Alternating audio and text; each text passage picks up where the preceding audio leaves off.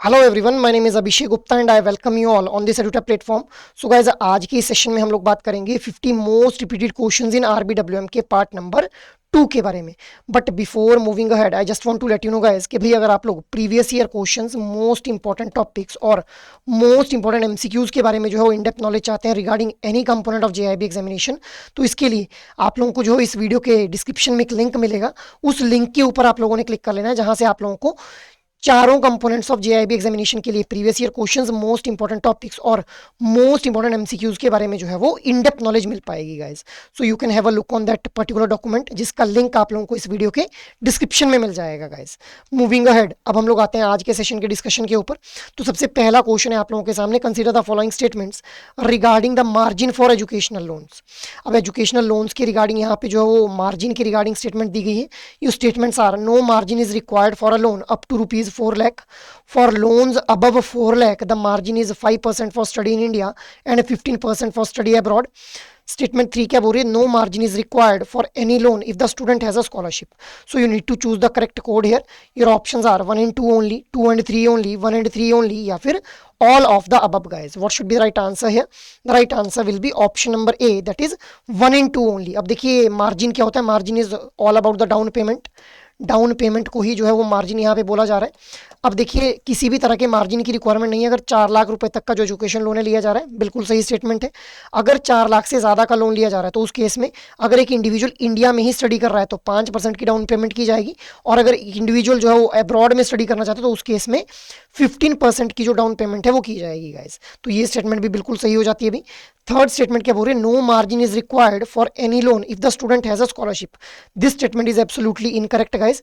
Y? Because जो scholarship है वो मार्जिन में ही इंक्लूड कर दी जाती है अदर गाइस। ठीक है, सो option A will be the right one here. Education loan के रिगार्डिंग अगर बात की जाए तो अगर एक इंडिविजुअल ने इंडिया के अंदर पढ़ने के लिए, एक स्टडी करने के लिए एजुकेशन लोन लेना है तो 10 लाख रुपए तक का जो एजुकेशन लोन है वो दिया जा सकता है, और अगर अब्रॉड में स्टडी करने के लिए लोन लेना है तो 20 लाख रुपीज तक का जो एजुकेशन लोन है वो लिया जा सकता है इंडिविजुअल के द्वारा।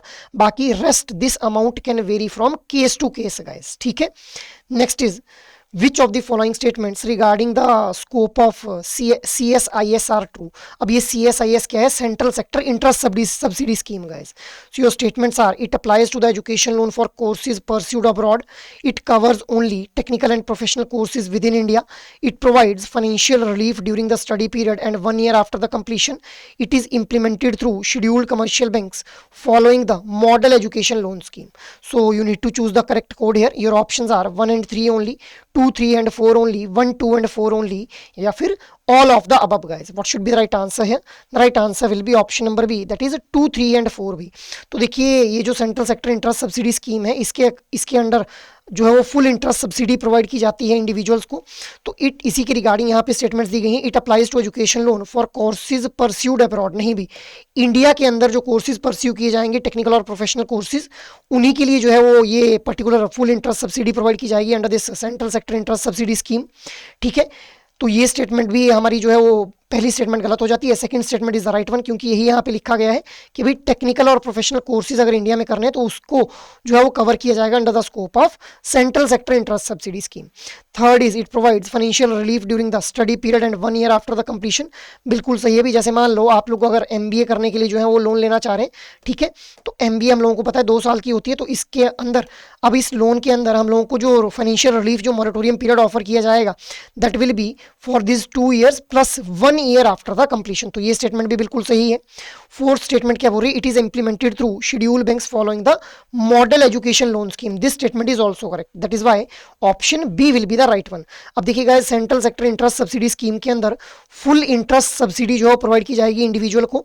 ऐसे इंडिविजुअल जिनकी जो फैमिली इनकम है वो हम लोगों को 4.5 लाख रुपए से कम देखने के लिए मिल रही है, ठीक है, वो इंडिविजुअल जो है उनको अलाउ किया जाएगा to take the loan under this model education loan scheme for pursuing the technical and professional courses within India guys. ठीक है, so this is central sector interest subsidy scheme, जहां पे full interest subsidy जो है provide की जाती है individuals को जो भी टेक्निकल और प्रोफेशनल कोर्सेज परस्यू करना चाहते हैं इंडिया से under the model education loan scheme, और दो should belong to the economically weaker section. और यहाँ पे इकोनॉमिकली वीकर सेक्शन के लिए डेफिनेशन क्या है?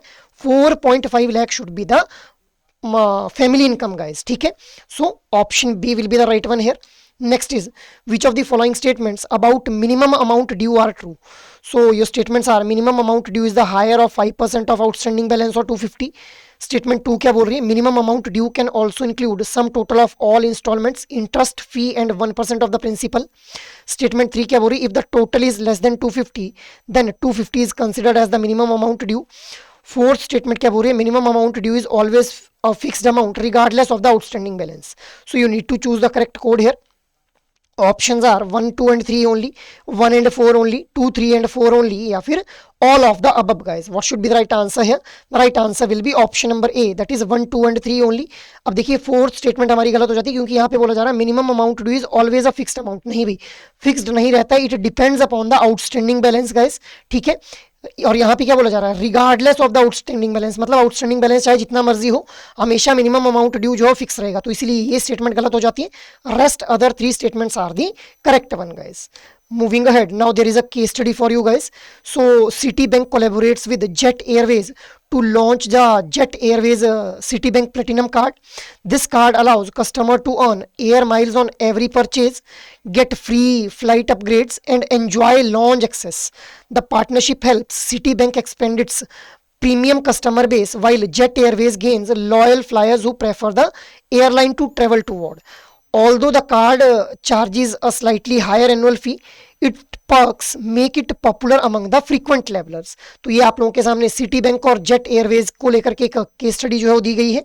नाउ व्हाई आर दी को branded cards like jet Airways city bank premium card platinum card effective in credit card market.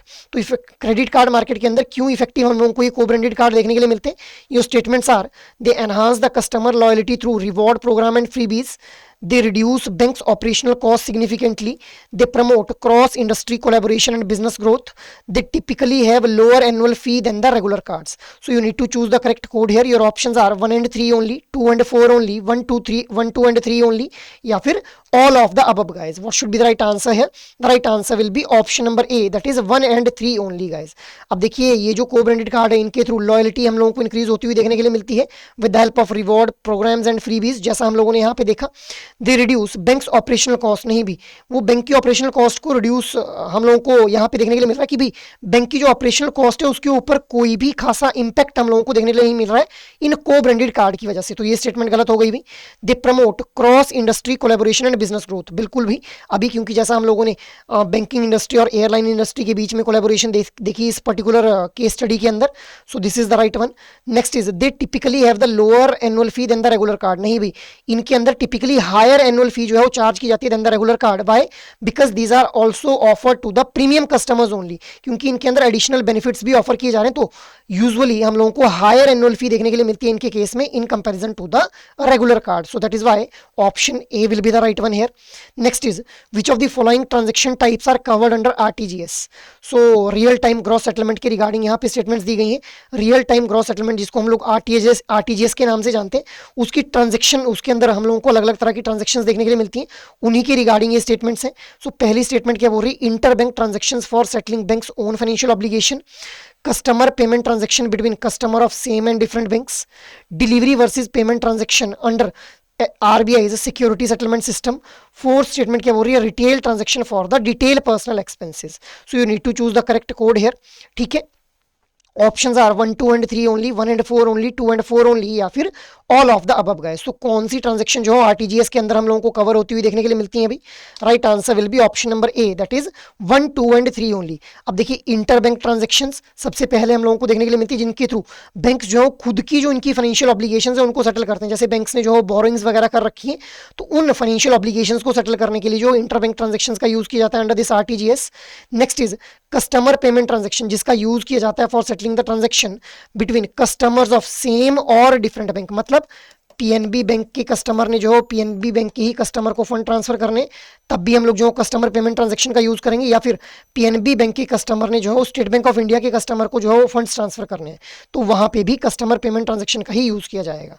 Next is delivery versus payment transaction. तो इसका यूज किया जाता है अंडर आरबीआईज सिक्योरिटी सेटलमेंट सिस्टम. तो जो banks के द्वारा रिजर्व बैंक ऑफ इंडिया के साथ settlement system, security settlement system जो मेंटेन किया जाता है, उसके अगेंस्ट पेमेंट करने के लिए जो डिलीवरी वर्सेस पेमेंट ट्रांजैक्शंस का यूज किया जाता है।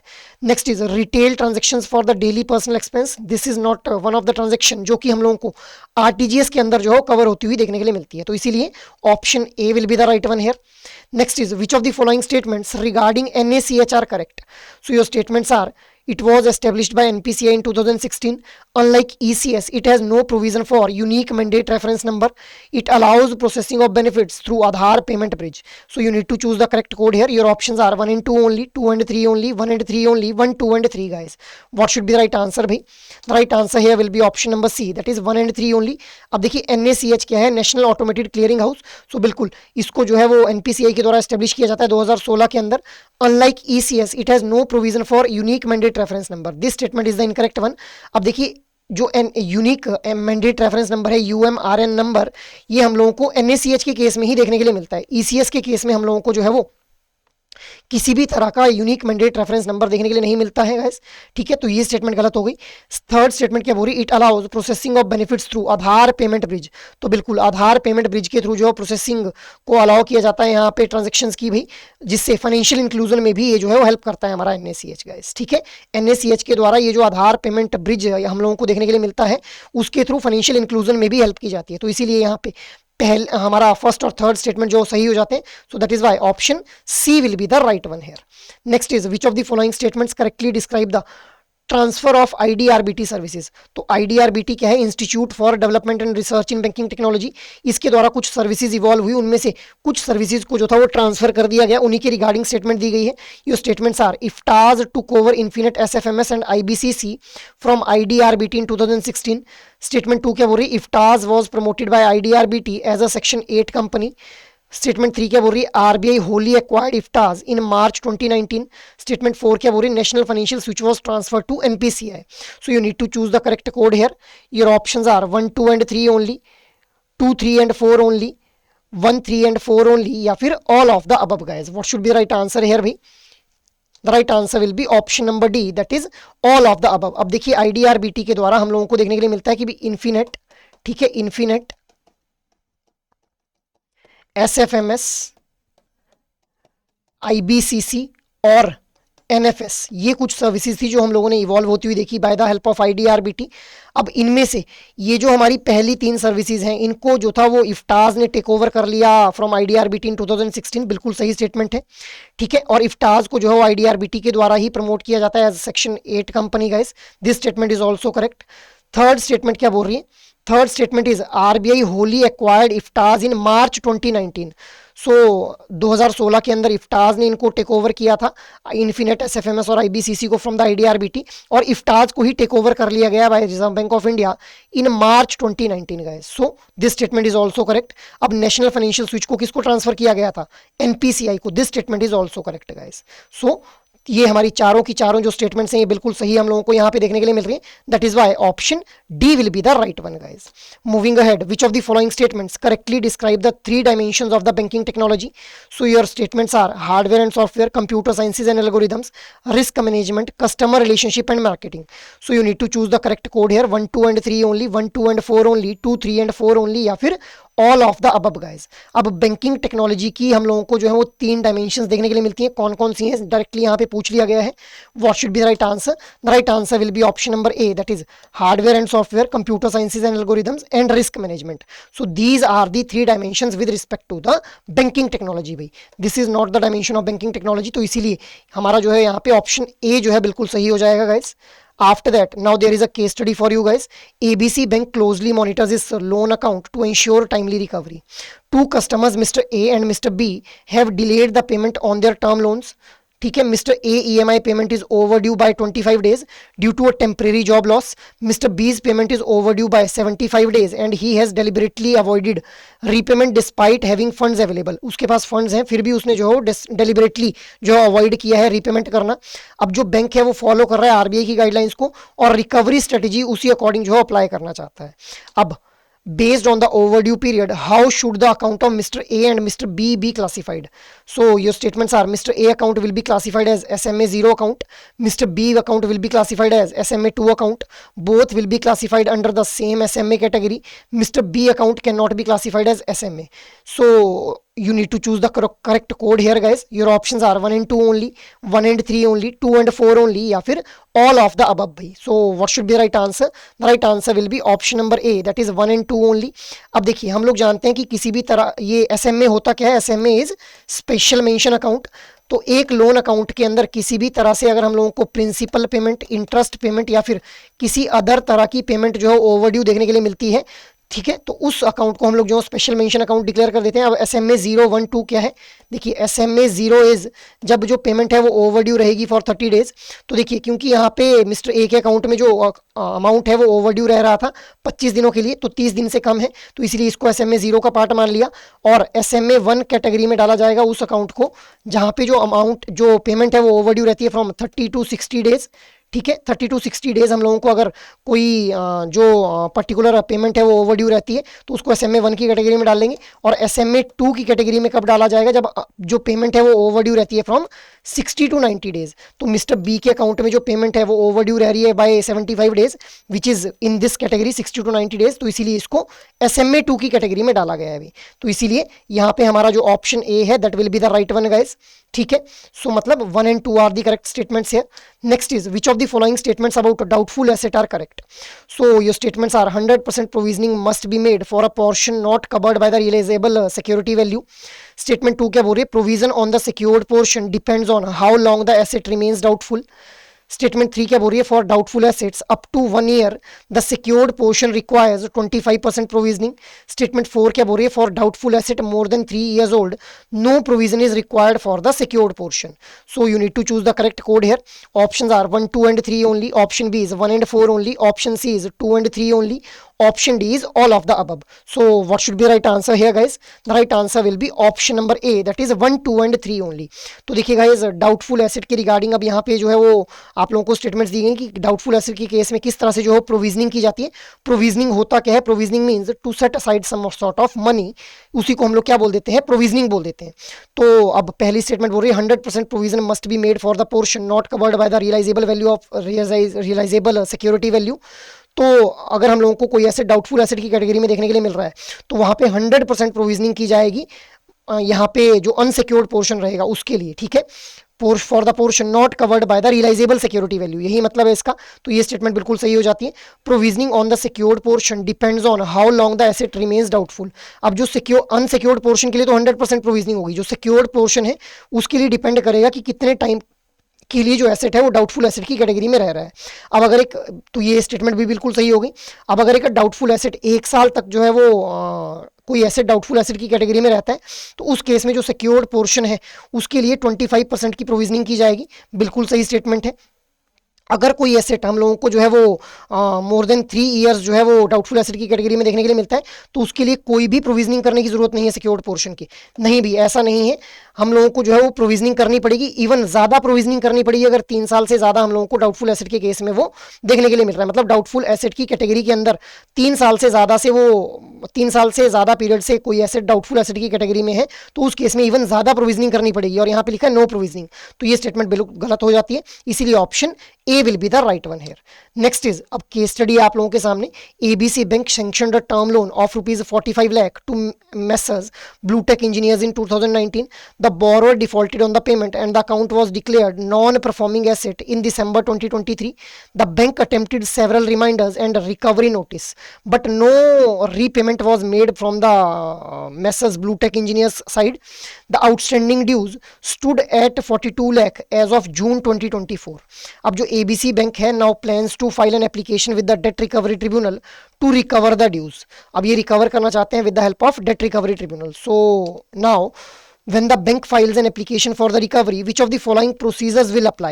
अब जब रिकवरी के लिए जो है वो अप्लाई कर रहा है ABC bank with the debt recovery tribunal तो क्या कुछ जो प्रोसीजर्स हैं वो अप्लाई होंगे. Statements are the bank must pay a prescribed fee with the recovery application. The DRT will issue a summon to the borrower giving 30 days to reply.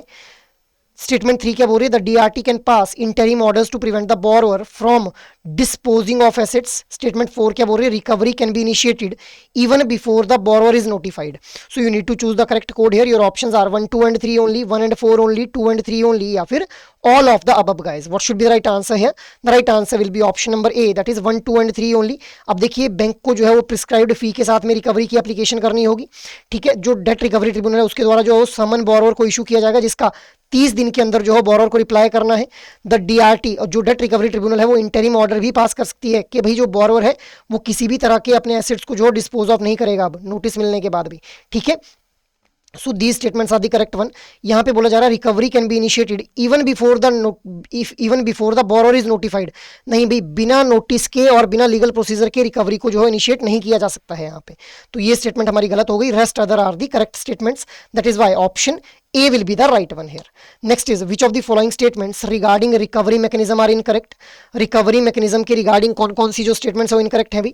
So statements are debt recovery tribunals can only be approached if the value of the default is more than 20 lakh. For application of SARFAESI Act, outstanding amount against the NPA backed by security should be less than rupees 1 lakh.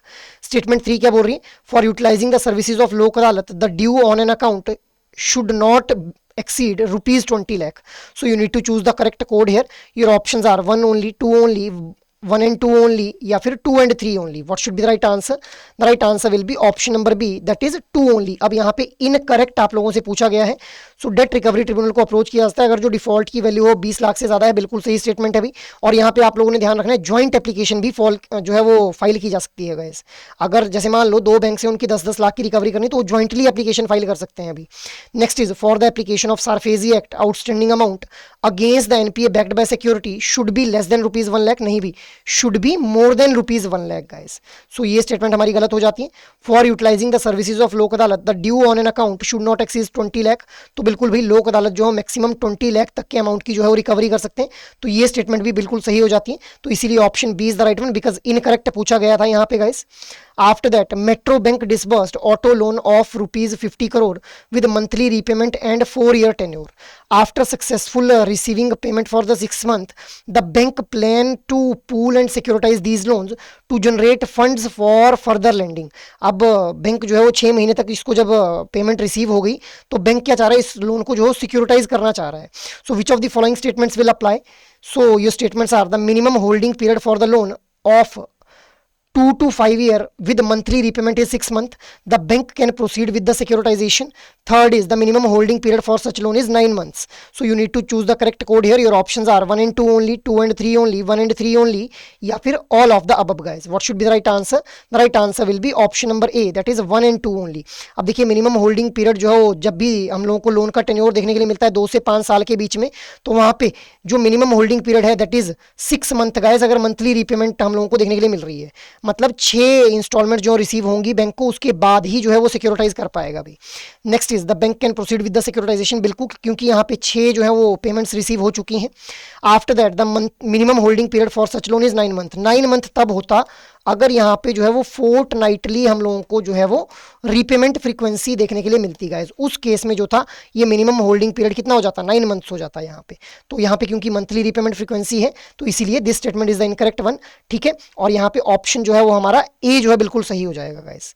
Next is, which of the following statements about IDRCL's share holding is correct? IDRCL क्या है? India Debt Resolution Company Limited. ठीक है, it is a kind of bad bank guys. So इसी के regarding statements दी गई हैं. Your statements are, state owned banks hold 49% stake in IDRCL. Statement 2 क्या बोल रही है? Private sector lenders hold the remaining 51% stake. Statement 3 क्या बोल रही है? IDRCL is fully owned by the government of India. Statement 4 क्या बोल रही है? IDRCL's role is to provide financing to NARCL. So you need to choose the correct code here. Your options are 1 and 2 only, 1 and 4 only, 2 and 3 only, या फिर all of the above guys. What should be the right answer here? The right answer will be option number A, that is 1 and 2 only. अब देखिए IDRCL के अंदर 49% stake जो है हम लोगों को स्टेट ओन्ड बैंक्स का देखने के लिए मिलता है. Remaining stake is with the private sector banks guys. Private sector lenders जो है वो होल्ड करते हैं रिमेनिंग 51% स्टेक. बिल्कुल सही स्टेटमेंट है ये भी. IDRCL is fully owned by the government of India. नहीं भाई, this is the incorrect statement. And IDRCL's role is to provide financing to NARCL. नहीं guys, NARCL क्या है?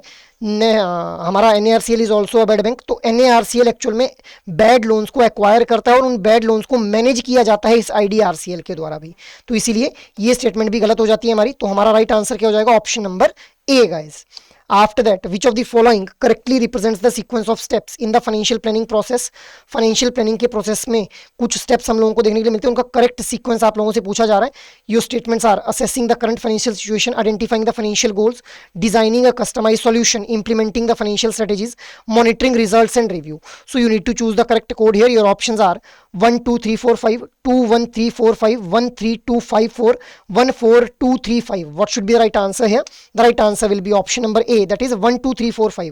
तो सबसे पहले क्लाइंट की जो फाइनेंशियल सिचुएशन है उसको एनालाइज किया जाएगा कि भाई इंडिविजुअल क्लाइंट के जो है वो कहाँ पे उसने इन्वेस्टमेंट कर रखी है, कितना उसको जो है रिटर्न आ रहा है, कितने उसके ऊपर जो डेट चल रहे हैं अभी. आफ्टर दैट उसकी फाइनेंशियल गोल को आइडेंटिफाई किया जाएगा कि भाई वो करना क्या चाहता है इस इन्वेस्टमेंट के थ्रू, फाइनेंशियल प्लानिंग के थ्रू वो करना क्या चाह रहा है इस इन्वेस्टमेंट के थ्रू, कि क्या वो higher risk with higher return चाहता है या फिर वो स्टेबल रिटर्न चाहता है with the low risk itself. ठीक है, तो यहाँ से हम लोग जो फाइनेंशियल गोल को उसके आइडेंटिफाई करेंगे. अब उसके फाइनेंशियल गोल के अकॉर्डिंग कस्टमाइज्ड सॉल्यूशन जो है उसको प्रोवाइड किया जाएगा. कस्टमाइज सॉल्यूशन जो उसको हम लोग प्रोवाइड करेंगे उसको फाइनली हम लोग जो क्या कर लेंगे उसको इंप्लीमेंट कर लेंगे by using the financial strategies. And finally results will be monitored and reviewed guys. So these are the multiple steps जो कि हम लोगों को फाइनेंशियल प्लानिंग के प्रोसेस के अंदर देखने के लिए मिलते हैं और इसी सीक्वेंस में ये स्टेप्स हम लोगों को फॉलो होते हुए देखने के लिए मिलते हैं guys. Next is which of the following statements about the tenure and liquidity of sovereign gold bond are true. So your statements are the tenure of sovereign gold bond is 8 years. Early redemption is permitted only after completion of 5 years. Investors cannot sell sovereign gold bond before maturity under any circumstances. Sovereign gold bond can also be traded on a stock exchange. So you need to choose the correct code here. Your options are 1 2 and 4 only, 1 and 3 only, 2 and 3 only, या फिर all of the above guys. So sovereign gold bond के regarding यहाँ पे statements दी गई हैं अभी. So the right answer here will be option number A, that is 1 2 and 4 only guys. तो sovereign gold bond का जो टेन्योर है वो 8 साल देखने के लिए मिलता है. ठीक है, अर्ली रिडम्पशन जो परमिट की जाती है only after completion of 5 years. बिल्कुल सही स्टेटमेंट है. इन्वेस्टर्स के द्वारा जो है वो सेल आउट नहीं किया जाता है सोवरेन गोल्ड बॉन्ड को before maturity under any circumstances. This statement is incorrect guys. Why? Because 5 साल के बाद, इसीलिए तो लिक्विडिटी यहाँ पे अलाउ की गई है. 5 साल के बाद जो है उनको जो सोवरेन गोल्ड बॉन्ड है उनको जो सेल आउट किया जाता है इन्वेस्टर्स के द्वारा गाइस. ठीक है, इसी को लिक्विडिटी यहाँ पे बोला जाता है. भाई लिक्विडिटी यहाँ पे प्रोवाइड की जाती है आफ्टर द 5th ईयर. भाई 5 साल के बाद लिक्विडिटी प्रोवाइड कर दी जाती है. तो ये स्टेटमेंट बिल्कुल गलत हो गई. Next is sovereign gold bond can also be traded on the stock exchange. बिल्कुल सही बात है भी. सोवरेन गोल्ड बॉन्ड को जो स्टॉक एक्सचेंज के ऊपर भी ट्रेड किया जा सकता है. So this is also a right statement भी. So option A will be the right one here. Next is which of the following are the services typically offered by the investment bank. Investment bank के द्वारा कौन कौन सी जो services हैं वो typically offer की जाती हैं. Underwriting new debt and equity securities, facilitating merger and acquisition, conducting equity research and identifying the investment opportunities. Statement 4 is providing agricultural and retail loans. So you need to choose the correct code here. Your options are 1 2 and 3 only, 1 and 4 only, 2 3 and 4 only, and all of the above guys. What should be the right answer here? The right answer will be option number A, that is 1 2 and 3 only. अब देखिए जहां पे भी investment bank की बात होगी guys वहां पे आप लोगों ने सीधी सी बात ध्यान में रखनी कि फंड रेजिंग एक्टिविटी हम लोगों को देखने के लिए मिलेगी. So underwriting, merger and acquisition, equity research and identifying the investment opportunities, these are the services जो कि प्रोवाइड की जाती हैं by the investment bank guys. ठीक है, अब इसके अलावा एग्रीकल्चर और रिटेल लोन प्रोवाइड करना, this is not a typical service जो कि ऑफर की जाती है by the investment bank. Investment bank actual में जो हमारा इन्वेस्टमेंट बैंक रहता है वो इंटरमीडियरी का काम करता है between the financial institute, between the corporations, multiple kind of institutions and private institutions guys. क्योंकि कुछ ऐसी ऑर्गेनाइजेशंस हैं जिनके पास जो सरप्लस फंड पड़ा है उनको वो इन्वेस्ट करना है और कुछ ऐसी कॉर्पोरेट बॉडीज है जिन्होंने अपने बिजनेस को एक्सपेंड करना है, उनको फंड की रिक्वायरमेंट है. तो दोनों को आपस में मिलाने का काम करता है क्या? इन्वेस्टमेंट बैंक भाई. ठीक है, तो इसीलिए ऑप्शन ए यहाँ पे सही हो जाएगा. जहां पे भी फंड रेजिंग की बात होगी वहां पे इन्वेस्टमेंट बैंक के बारे में बात हो रही होगी भाई. ठीक है, नेक्स्ट इज अब केस स्टडी आप लोगों के सामने. Mister Arjun, a 40-year-old professional with a busy schedule, approaches a financial advisory firm Alpha Wealth Management to manage his investment. He has limited time and little investment knowledge.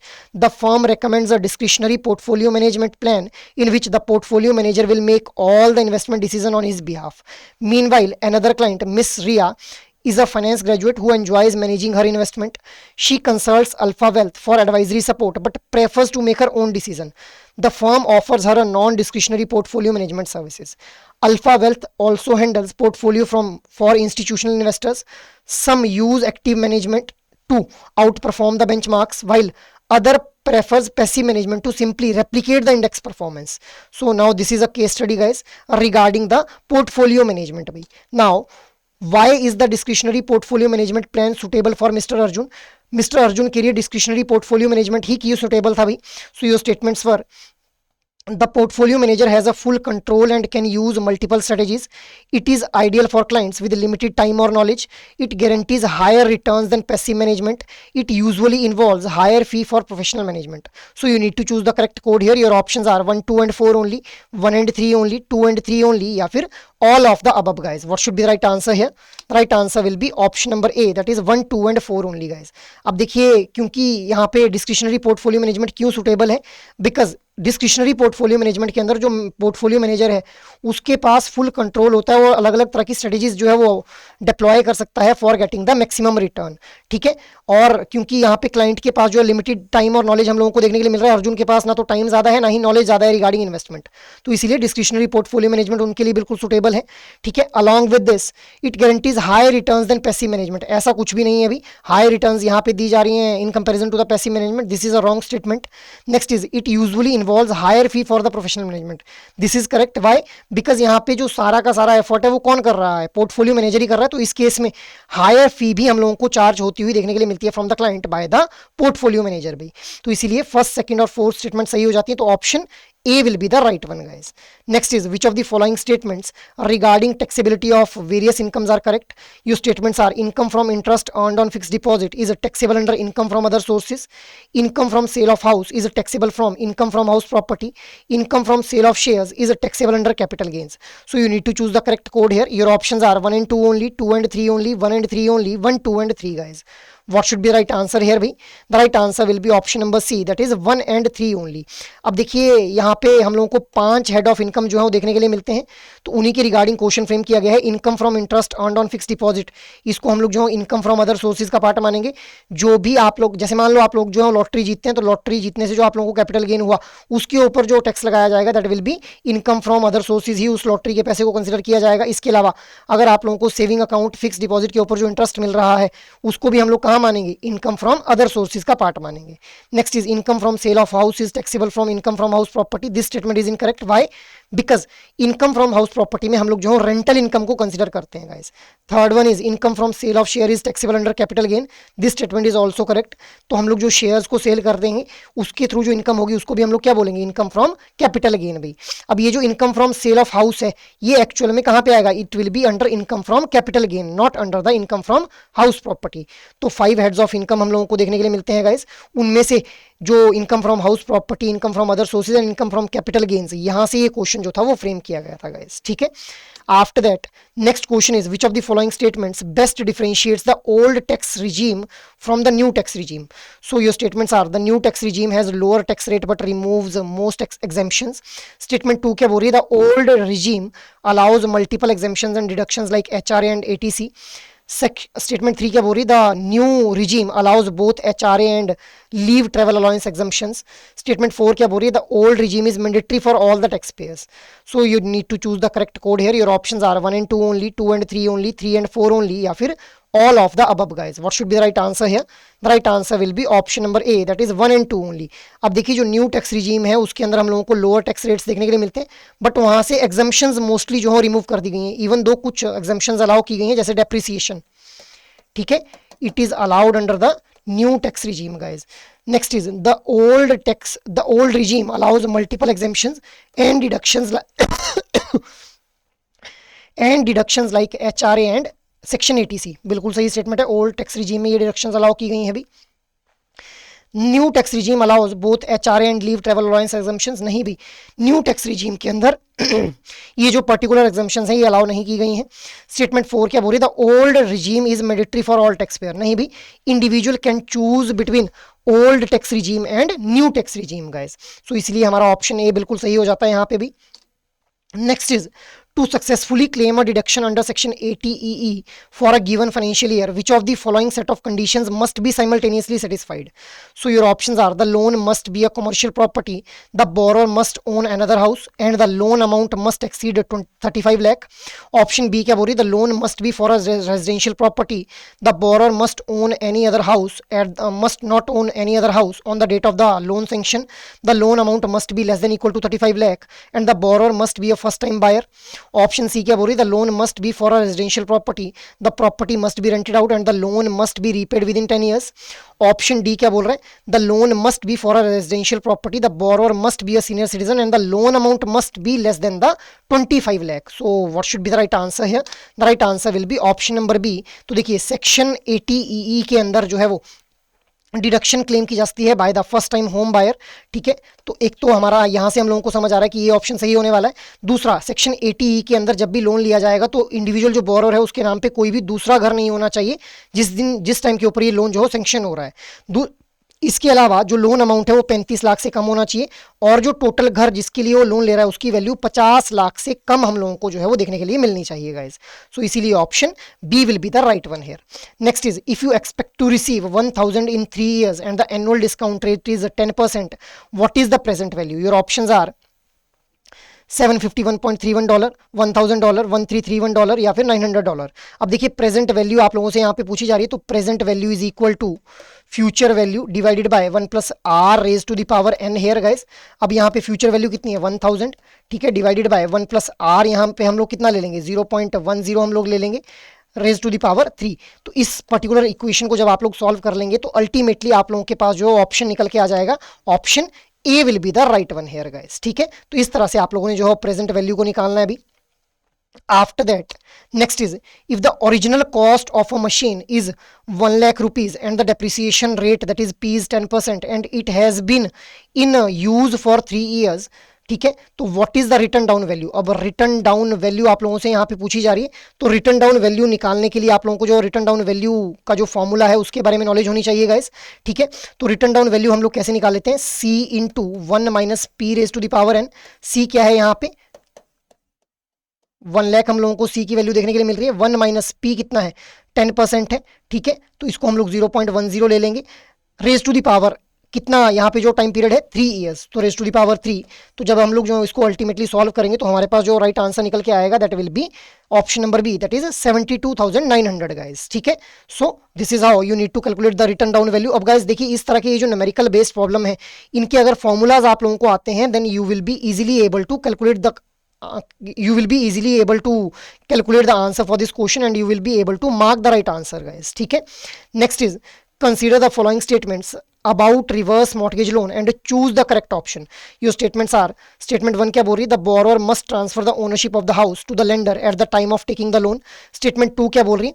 The scheme must act as a supplemental income source for the senior citizens. Statement 3 क्या बोल रही है? The borrower is required to make monthly repayment of the principal and the interest. So which of the following is the correct one here? Your options are, only statement 1 is true, only statement 2 is true, statement 1 and 3 are true, statement 2 and 3 are true. What should be the right answer? The right answer will be option number B, that is statement 2 is only true here. अब देखिए reverse mortgage loan जो है guys ये offer किया जाता है only for the senior citizen schemes. Senior citizen के लिए जो है ये ऑफर किया जाता है reverse mortgage loan, so that जो उनके नाम पे उनका घर है उस घर के बदले में उनको एक फ्रीक्वेंट जो है वो मंथली पेमेंट्स जो है रिसीव होती रहे, सो दैट वो अपने स्टैंडर्ड ऑफ लिविंग को जो है मेंटेन कर पाएं. अब यहाँ पे ये स्टेटमेंट गलत क्यों है? The borrower must transfer the ownership. नहीं भी, बोरोवर को ओनरशिप यहाँ पे ट्रांसफर करने की जरूरत नहीं, यही तो इस रिवर्स मॉर्गेज लोन की खासियत है guys. Statement 2 is, the scheme act as a supplemental income source for the senior citizen. बिल्कुल सही बात है. The borrower is required to make monthly payment of the principal and interest. नहीं भी, borrower को जो रीपेमेंट करनी है वो तभी करनी है जब या तो बोरोवर की डेथ हो जाती है, मतलब उसके फिर लीगल हेयर्स जो है रीपेमेंट करेंगे, या फिर बोरोवर जो है उस घर को कंप्लीटली जो है छोड़ के चला जाता है गाइस, उसी केस में जो है रीपेमेंट करनी है. यहाँ पे मंथली रीपेमेंट वगैरह नहीं करनी रहती है रिवर्स मॉर्गेज लोन के केस में, तो इसलिए ये स्टेटमेंट भी गलत हो जाती है अभी. तो option B will be the right one here. Next is, mister Sharma जिनकी एज 62 ईयर्स है, वो रिटायर हो चुके हैं. अब उनके पास 10 लाख रुपए का एक कॉर्पस है जिसको वो इन्वेस्ट करना चाहते हैं to secure a regular and monthly income. इसके अलावा वो चाहते हैं कि जो इन्वेस्टमेंट करें उसकी हेल्प से वो टैक्स भी सेव कर पाए under section 80C this year. So which of the following is the best course of action for Mr. Sharma? Your options are: invest the entire amount in 5 years tax saving fixed deposit from a nationalized bank, invest the entire amount in senior citizen saving scheme, invest rupees 1.5 lakh in Pradhan Mantri Vyay Vandana Yojana and rest in a mix of ELSS and PPF. Option D क्या बोल रहा है, invest rupees 1.5 lakh in a senior citizen saving scheme and utilise the remaining corpus for the other non-ATC investment that provides a regular income. So what should be right answer? The right answer will be option number D, क्योंकि यहाँ पे इनको एक regular और monthly income भी चाहिए, तो उसके लिए नॉन ATC इन्वेस्टमेंट्स के अंदर जो है फंड्स को इन्वेस्ट किया जा सकता है. इसके अलावा क्योंकि इनको टैक्स के अंदर टैक्स की सेविंग करनी, तो इसीलिए ये जो है वो सीनियर सिटीजन सेविंग स्कीम के अंदर जो इन्वेस्ट कर सकते हैं, जहाँ पे 1.5 लाख की इन्वेस्टमेंट कर सकते हैं और रिमेनिंग कॉर्पस को जो है वो नॉन ATC जो इन्वेस्टमेंट्स है वहाँ पे कर सकते हैं, जिसके थ्रू रेगुलर इनकम जो है वो इनको प्रोवाइड कर दी जाएगी गाइज. ठीक है, सो that is all for this particular session. ये हम लोगों ने 50 मोस्ट रिपीटेड MCQs जो क्वेश्चंस थे उनका पार्ट 2 को डिस्कस कर लिया. अपार्ट फ्रॉम दिस, अगर आप लोगों को गाइज किसी भी तरह की गाइडेंस चाहिए रिगार्डिंग योर JIB एग्जामिनेशन, तो आप लोग एडुटैब की वेबसाइट के ऊपर जा सकते हैं. यहाँ पे JIB कोर्सेज आप लोगों को देखने के लिए मिलेगा, जहाँ से आप लोग जो है वो पर्टिकुलर किसी भी कंपोनेंट के लिए यहाँ पे आप लोगों को जो है वो कोर्सेज देखने के लिए मिल जाएंगे, जो भी कंपोनेंट्स आप लोगों के JIB एग्जामिनेशन का पार्ट रहते हैं. अब इस टाइम के ऊपर अगर आप लोग जो है वो बैंकर कैप्सूल कोर्स को ऑप्ट करते हैं, तो आप लोगों को इंडिविजुअल कंपोनेंट के अंदर जो इंडिविजुअल मॉड्यूल्स हैं उनको एक सिंगल वीडियो के थ्रू कवर करवा दिया जाएगा. अब यहाँ पे आप लोगों को सिंगल वाले ऑप्शन के ऊपर क्लिक कर लेना है, जहाँ पे आप लोगों को इंडिविजुअल RBWM कंपोनेंट के लिए, जैसे यहाँ पे अभी आप लोगों को बैंकर कैप्सूल कोर्स देखने के लिए मिल रहा है, इसी तरह से आप लोग जो है वो जैसे ही स्क्रॉल डाउन करेंगे तो यहाँ पे आप लोगों को RBWM कंपोनेंट के लिए इंडिविजुअली सुपर क्रैश कोर्स भी देखने के लिए मिल जाएगा, जिसके अंदर लाइव क्लासेस आप लोगों को दी जाएंगी. 6 लाइव क्लासेस के अंदर यहाँ पे जो है वो आप लोगों को मोस्ट इंपॉर्टेंट टॉपिक्स को कवर अप करवाया जाता है, along with concept notes, solved PYQs, full length mock test और chapter wise mock test guys. ठीक है, इसके अलावा जो बैंकर कैप्सूल कोर्स है इसके अंदर भी आप लोगों को कंप्लीट मॉड्यूल को एक सिंगल वीडियो के थ्रू कवर करवाया जाएगा, along with this concept note, solved PYQs, full length test और चैप्टर वाइज मॉक टेस्ट भी प्रोवाइड किए जाएंगे गाइस आप लोगों को. So you can have a look on these particular courses अगर आप लोग किसी भी तरह की गाइडेंस चाहते हैं regarding your JIB examination. So that is all from my side for this particular session. I hope ये सेशन आप लोगों को काफी हेल्प करेंगे, क्योंकि इन सेशंस की हेल्प से आप लोगों को एक आइडिया लग जाएगा कि भाई किस तरह के क्वेश्चन जो है एग्जाम में पूछे जाते हैं गाइस. मोस्ट रिपीटेड हम लोगों ने 50 जो क्वेश्चंस थे उनको डिस्कस कर लिया, तो इन्हीं की हेल्प से आप लोग जो है वो एग्जाम के अंदर भी जो अपने क्वेश्चंस हैं उनको आंसर कर पाएंगे गाइस. ठीक है, सो that is all from my side. I hope ये सेशन आप लोगों को अच्छा लगा हो. Thank you.